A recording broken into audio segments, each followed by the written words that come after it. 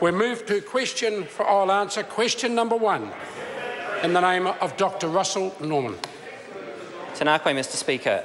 My question is to the Minister of Trade and asks, does he stand by his statement that the $6.2 billion investor-state dispute settlement action initiated by the Swedish power company Vattenfall, quote, is not, in fact, an attempt by the company to stop a democratically elected German government from shifting its policy on nuclear power?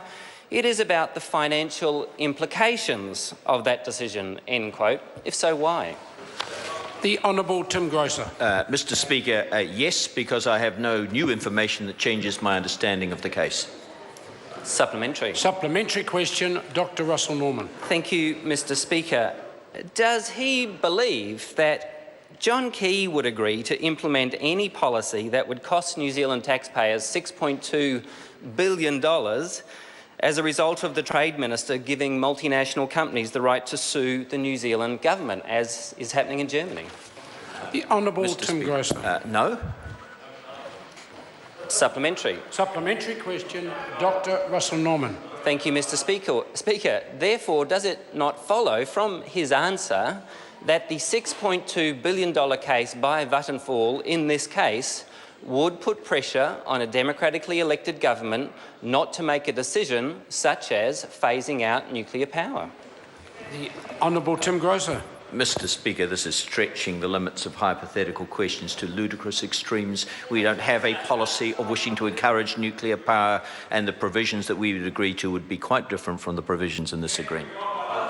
Supplementary. Supplementary question, Dr. Russel Norman. Does he agree that these ISDS clauses, investor-state dispute settlements clauses, can have a chilling effect on the willingness of government to regulate and make decisions by hanging over them a $1 billion threat that if the government makes this decision, they will have to make a massive payout to the multinational company negatively affected?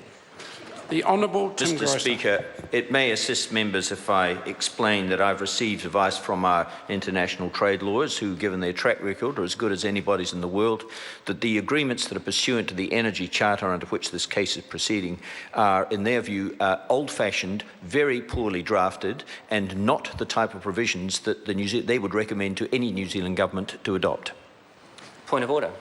Point of order, Dr. Russel Norman. Mr. Speaker, I would ask that the Minister, if he's reading from an official document, in that case, that he could table that document. Order. Well, that's very easily resolved. Was the Minister quoting from an official document? No. No.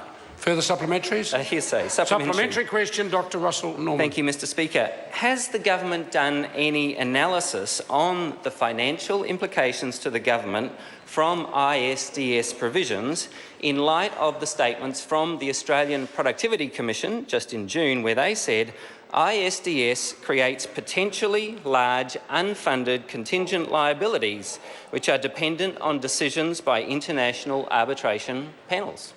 The Honourable Tim Grosser. Mr. Speaker, the government will be producing a national interest analysis in conformity with existing practice at the end of the negotiation when we know exactly what type of an agreement that we're looking at, and a number of factors will go into that equation, but we will do that at the right time. Supplementary. Supplementary question, Dr. Russel Norman. Thank you, Mr. Speaker. Is it not the case that the purpose of ISDS clauses or corporate sovereignty clauses is to restrict the space in which democratically elected governments can regulate, and that is why the United States is forcing them into every single one agreement that they are currently negotiating, the TPP, the TTIP and the Trade and Services Agreement? The Honourable Mr. Tim Speaker, Grosser. well, that is certainly not my interpretation of the purpose of the agreement. The purpose of the agreement is to protect legitimate foreign investors from actions which might undermine entirely their property rights, and at the same time to ensure that we preserve adequate space for democratically elected governments, or any government actually, to regulate in the public interest. Question number 2, David Bennett. Mr. Speaker.